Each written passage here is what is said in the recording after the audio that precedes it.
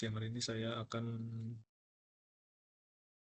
menjelaskan PPT tentang utang negara dan pembangunan infrastruktur, risiko dan peluang bagi perekonomian Indonesia. Ini analisis berdasarkan basis data resmi dari BPS, Bank Indonesia, dan Kementerian Keuangan per Maret 2026. Saya Franky Pratama Sinurat dari S1 Manajemen Universitas Cyber Asia. Next. Latar belakangnya itu adalah ada dua sisi kebijakan fiskal yang saling terkait, utang sebagai sumber pembiayaan dan infrastruktur sebagai belanja produktif yang menghasilkan efek pengganda jangka panjang. Ada tiga poin di sini adalah beban utang bertambah, utang pemerintah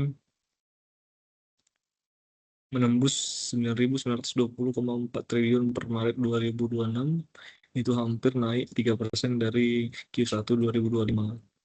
Yang kedua adalah pertumbuhan menguat. Ekonomi tumbuh sekitar 5,61% year on year pada kuartal 1 2026, tertinggi dalam 13 tahun terakhir. Yang ketiga, prioritas bergeser. Dalam APBN 2026, infrastruktur bukan lagi prioritas tunggal seperti periode 2015 sampai 2024.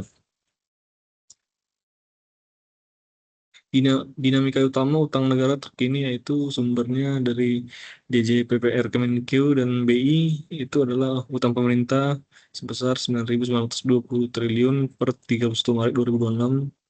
Rasio utang terhadap PDB itu sekitar 40%, 40,75%, yang dalam batas undang-undang itu maksimal 60%.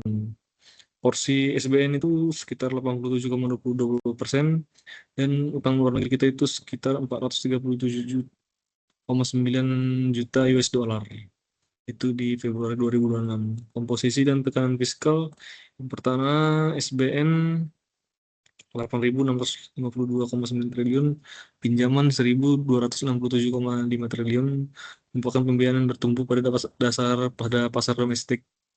Defisit kuartal 1 2026 sekitar 240,1 triliun atau 0,93% dari PDB, tertinggi sepanjang sejarah untuk triwulan pertama. Belanja tumbuh 31,4%, jauh melampaui pendapatan 10,5% akibat strategi front loading. Beban bunga utang 2025 itu di sekitar 552,1 triliun, yaitu seperempat penerimaan pajak. Nah, untuk pertumbuhan ekonomi dan investasi, momentum ekonomi menopang keberlanjutan utang atau kondisi pertumbuhan lebih besar daripada suku bunga. Ya, kita lihat dari Q1 2025, Q4 2025, dan Q1 2026 terjadi peningkatan PDB ya, di terakhir 5,61. Terjadi kenaikan investasi sekitar 5,96%, konsumsi pemerintah 21,81%, dan PDB yang berlaku 6.187 triliun. Keterhubungan teori dan kebijakan dinamika utang berkelanjutan. Selama utang aman, pertumbuhan juga aman di atas suku bunga real dengan G sama sama dengan 5,61%. Produktivitas infrastruktur, belanja modal publik berelastisitas tinggi terhadap output. Lalu yang ketiga, golden rule of public finance adalah utang idealnya hanya membiayai investasi produktif, bukan belanja konsumtif. Yang keempat adalah debt overhang, adalah beban suku bunga yang menggerus ruang fiskal. Rasio bunga terhadap anggaran kesehatan mencapai 253%. Nah, selanjutnya, risiko dan peluang.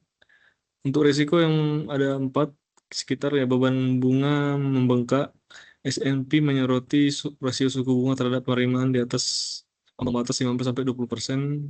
Yang kedua itu kualitas belanja menurun apabila alokasi bergeser dari infrastruktur ke belanja konsumtif. Keberlangsungan fiskal tertekan saat laju belanja terus melampaui pendapatan. Kualitas global menaikkan yield SBN dan biaya pembiayaan secara mendadak. Peluang bisa kita lihat itu ada 4 juga, adalah rasio utang 40,75% masih jauh di bawah batas regional ruang fiskal yang tersedia. Momentum pertumbuhan 5,61% menjadi kondisi R di bawah sama dengan G. Di bawah G, syarat utang berkelanjutan. Dominasi SBM memperkuat Kementerian Pembiayaan Domestik. Skema KPBU dan optimalisasi dan antara memungkinkan infrastruktur tanpa membebani APBN. Solusi dan rekomendasi yang pertama itu adalah perkuat penerimaan, dorong tax ratio dari 9,31% menuju 10,5% via optimalisasi cortex dan perluasan wajib pajak. Yang kedua adalah tegakkan golden rules, arahkan utang pada belanja modal yang produktif, berdampak pengganda tinggi, konektivitas, irigasi, dan energi.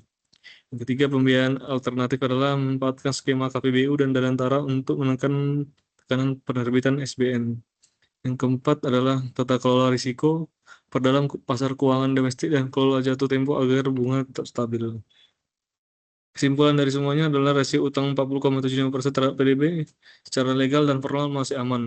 Namun keberlangsungannya tergantung pada dua syarat mutlak, yaitu menjaga pertumbuhan ekonomi tak melampaui suku bunga real utang, memastikan utang membiayai belanja produktif yang menghasilkan aset jangka panjang. Infrastruktur adalah peluang terbesar, satu-satunya belanja yang mampu membayar dirinya sendiri. Sekian dari saya, terima kasih.